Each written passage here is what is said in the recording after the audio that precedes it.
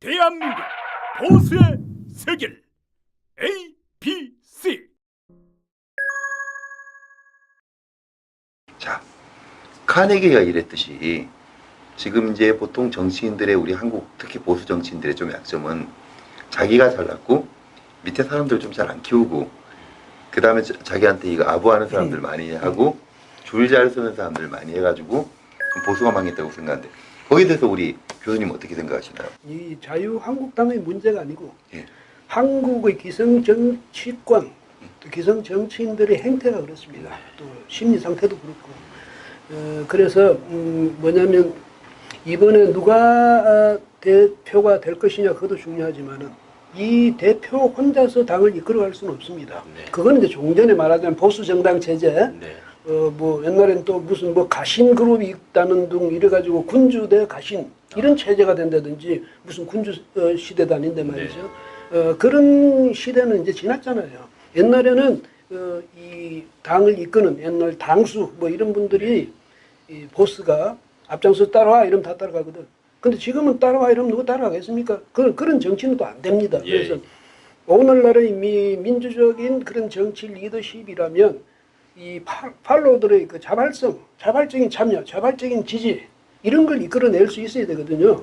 예. 그 점에서 보자면 이번에 대표가 되시는 분도 당원 전체, 당 구성원 전체, 또 당의 그 소속 의원들 이런 분들이 결집시키고 이러는데 그 역할을 잘 해줘야 돼요. 네. 그 중심에서 뭐냐면 물방울, 큰 물방울 있으면 옆에 작은 물방울도 전부 모여가지고 그렇잖아요. 점점 커지듯이 네.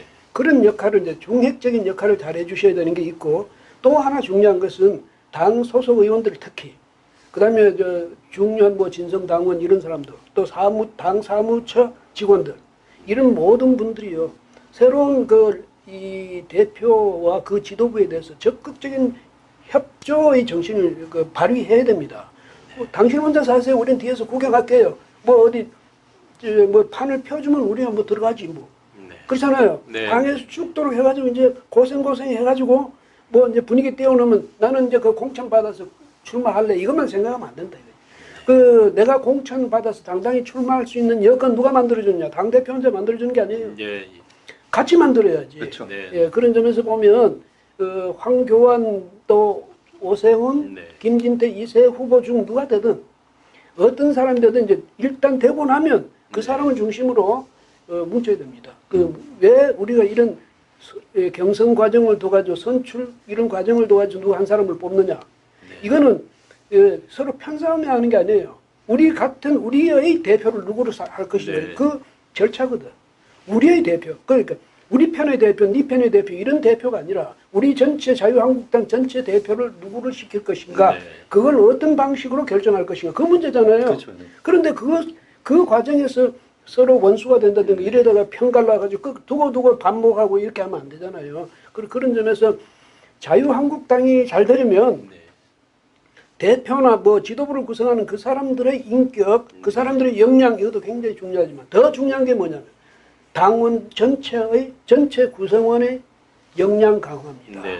그게 교육이라는 게 여러분 거부감 갖게 있는데 제가 여러분 가르치는 식의 그런 교육이 아니에요. 이런 교육이라는 것은 우리 당원들이 같이 모여서 각자가 서로 배우고 서로 느끼고 서로 가르치고 이런 교육이에요. 예. 그건 뭐냐 우리 마인드를 새롭게 하고 또 우리가 그동안 잘못 알았던 걸 서로 토론 네. 이런 걸 통해서 새롭게 알게 되고 새롭게 느끼게 되고 새롭게 깨닫게 되고 네. 책임감 새롭게 하고 이게 말하자면 그걸 교육이라고 하는데 혹시 당원분들께서 듣고 너 뭐 잘났는데 교육이 그런 뜻이 절대 아닙니다. 그런 게 그래서 앞으로 그렇게 하면 그렇게 모여주면 내 생각은 뒤로 좀 밀어놓고 우리가 무엇이 우리 당을 살릴 것인지 어떤 길이 우리가 나가야 될 길인지 여기에 대해서 마음을 모아주면 자유한국당 분명히 제가 생각할 때는 다음에는 정권 찾습니다. 네. 예, 그렇죠. 일각에서 약간 뭐 비꼬는 게 될지는 모르지만 제가 이제 듣는 이야기들 중에서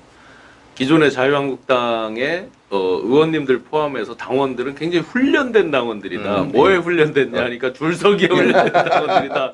이렇게 말을 하면서 누가 되든지 아주 일사불란하게 줄을 착착착 서서 뭐 이렇게 정리가 될 거다. 약간 뭐 비꼬는 거일 것 같은데요. 안에서 보신 모습은 어떠셨어요? 글쎄, 근데 지금 자유한국당 안의 분위기 전체가 아직도 패배의식에 못 벗어났어요. 네. 패배의식에서. 전에 그때는 새누리당 때죠. 그러니까 그때 4.13 총선에서 참패를 하고 7월 달에 제가 중앙윤리위원장을 맡아갔는데 그때도 마찬가지였어요. 네. 쭉 처진 분위기. 네. 우리는 절대 안 된다 이런 분위기였거든. 근데 여러분 한번 과거를 돌아보십시오.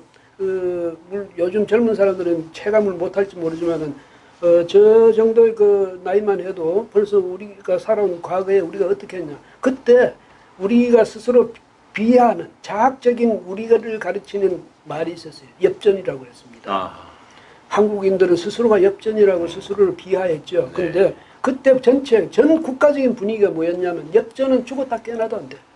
엽전은 절대 안 돼. 오죽하면 뭐 영국의 어떤 언론인은 한국에서 민주주의가 구현되는 것은 쓰레기 통해서 장미가 피는 것이나 마찬가지다. 네, 그런 말이 있었죠. 예. 그렇게 할 정도로 우리는 완전한 절망 속에 빠져 있었거든요. 근데 하면 된다. 할 수 있다. 해보자. 이런 분위기를 띄우니까 됐잖아요. 네, 네. 됐잖아요. 그래서 옛날에 뭐 노무현 전 대통령도 그렇게 말씀하셨습니다만은 꼭 무슨 박정희 대통령이라야 됐던 건 아니지 않느냐. 뭐 이렇게 이야기했는데 저는 그때 이제 칼럼도 써서 그랬습니다. 그러면 노무현 대통령은 왜 그 자리에 앉아 계십니까? 네. 그렇잖아요. 네. 지도자가 필요 없는데 왜 그 자리에 앉아 그렇죠. 있어? 그래서 지도자 국민들도 굉장히 중요하지만은 그 국민들을 용기를 부여하고 네. 자신감을 부여하고 그 다음에 우리가 이길 수 있는 길로 이끄는 사람. 네. 그 지도자예요. 예. 그건 뭐 파년이 구분되는 게 있잖아요. 북한하고 우리하고 역사 똑같잖아요. 예, 그렇죠? 그렇죠. 네. 왜냐하면 8.15로 해방과 동시에 우리가 분단됐으니까. 예. 북한 보면 알잖아요. 그러니까 그렇게 이제 그런 리더십도 굉장히 필요했다. 그런 점에서 보면 우리는 옛날에는 정말 안 됐다는 일이 되잖아요. 지금도 예. 마찬가지예요. 예. 자유한국당 모든 구성원이 우리는 할 수 있다. 반드시 우리는 정권을 되찾을 수 있다. 네. 이런 자신감을 가지면 되는 거예요. 그래서 제가 전번에 우리가 조강특위 할 때도 제가 새로 이제 이 지원하시는 분들한테 강조해서 드린 말씀이 그거예요. 뭐가 가장 중요한 덕목이냐? 지원자들의 자신감입니다. 네. 그 다음에 사명감입니다. 예? 이 점을 제가 이제 특별히 강조를 했거든. 네. 그 다음에 용기.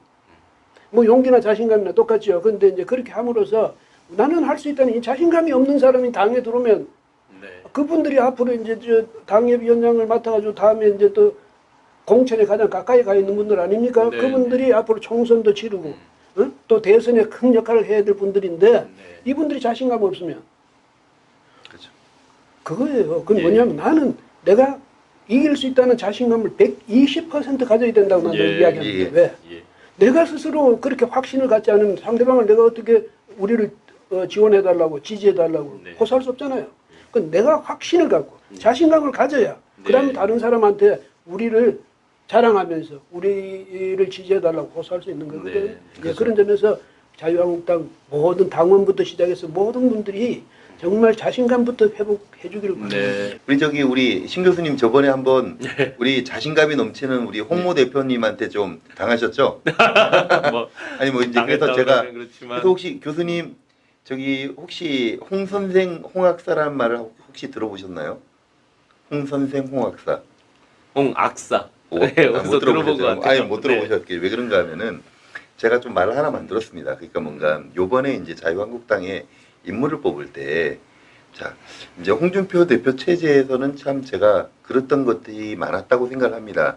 그래서 사람을 썼을 때 홍의 사람이라도 선한 일을 했으면 사용하고 이제 홍의 사람 중에 악행을 일삼고 이제 당의 분란을 일으키고 정말 나쁜 짓을 하는 사람들은 과감하게 신상필벌을 해야 된다. 그게 홍 선생 이제 홍악사다. 제가 이제 말을 만들었거든요. 이제 그런 측면인데 그래서 이제 조강특위원 하셨기 때문에 많은 인물들을 이제 봤었고 특히 이제 우리 대표가 이제 모든 것들을 할 수 없고 우리 또 같이 의원들하고 또 우리 당원들이 함께 이제 노력해야 된다는 그 말씀 참 너무 좋았고요.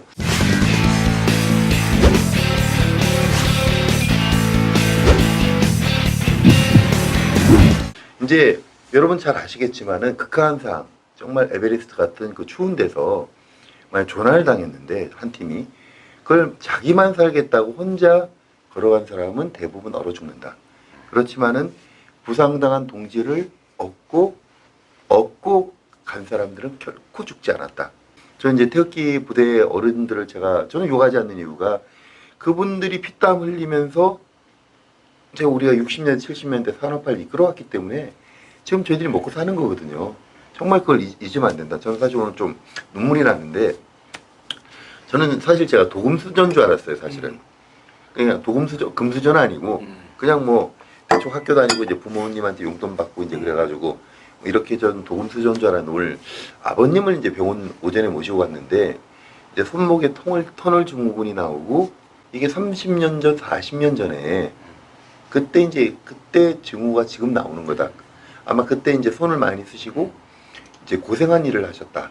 그러니까 근데 아버지가 좀 몰랐는데 저 어려서 몰랐는데 아버지가 그때 사업 실패하시고 자식을 이제 먹여 살리기 위해서 있지 않습니까? 정말 노가다 같은 일도 하셔가지고 정말 처자식을 이제 우리 엄마하고 저희 여동생하고 이제 먹여 살렸더라고. 저는 몰랐어요. 참 그걸 봤을 때 내가 정말 가슴이 찌리고 정말 아버님 손을 잡았을 때 내가 정말 못난 자식이구나. 좀 이런 생각을 했었거든요. 그래서 우리 이제 또 새로운 지도부가 만약에 이제 전 버리면 안 된다고 생각하는데 그럼 일각이 이제 먼저 제가 좀 도입부가 길었습니다만 이 5.18에 대해서 이제 일각에서는 우리 한국당 지지율이 떨어진 게 두 가지가 있다고 봐집니다. 특히 TK에서 많이 떨어졌다고 하는데 우리 TK가 저도 이제 경상도 분이시고 경주 분이시고 전 대구시고 또 충청도 양반이시니까 이러는데 충청도하고 TK가 떨어진 이유가 너무 이제 시끄럽게 하니까 그게 이제 또 염치와 체면을 중요시하는 보수들이 그게 옳지 않아 가지고 이제 좀 지지율이 떨어진 것도 좀 있고 또 일부에 제가 이야기를 들어보니까 왜 이렇게 공격당하는데 어떻게 보면 문재인 정권이 지금 김경수 일병 구하기 하고 손혜원 지키고 이제 문다혜 건 덮고 여러 각종 이제 신재민 건 뭐 김태호 건 뭐 이런 이제 각종 이제 의혹들에 대해서 그것들을 이제 희석을 시키려고 이 5.18에 올인을 해가지고 이제 사람들을 지금 죽이려고 하는데 저는 그랬습니다. 저번에도 그랬지만 5.18이 영린이냐. 이제 그래서 5.18 이야기만 왜 사람들이 그렇게 이렇게 하느냐. 이 부분들에 대해서 아까 이제 우리가 지켜줘야 되는지 부모의 심정으로 아니면은 신상 필벌을 해가지고 어떻게 해야 되는지 이 부분들이 저희들 또 생각이 또 다를 수도 있는데 먼저 신 교수님 생각은 좀 어떠십니까? 저는 이제 기존에 나와 있던 그 5.18 관련 발언 가운데에서 북한군 개입에 대한 부분이 하나가 있고 또 5.18 자체에 대해서는 민주혁명이었다라는 걸 인정하는 전제하에서 5.18 그 유공자들 문제 이 부분을 정확히 분리해서 봐야 된다고 생각을 해요. 그렇죠. 이걸 뭉뚱그려서 그냥 5.18에 마치 뭐 5.18을 격하, 폄하하듯이 했느냐 마느냐 이렇게 보는 건 옳지 않다고 보고요. 북한군 개입에 대한 부분은 별개의 논의고 예를 들어서 지금 5.18 유공자 황교안 총리도 분명히 후보로서 이렇게 말을 했죠. 그 5.18이 민주혁명인 건 인정을 한다. 근데 그 명단에 대한 부분은 별도로 다시 그 이후에 추가된 부분이라는 것은 다시 살펴봐야 된다. 합리적으로 생각해 볼 수 있는 부분이라고 봅니다. 근데 5.18에 뭐 북한군이 개입했다. 이미 현재까지 나와 있는 자료들로 없다라고 객관적으로 돼 있는 부분들 그런 부분들에 대해서 저희 젊은 입장에서는 존중해야 된다고 봅니다. 기본적으로. 그렇죠.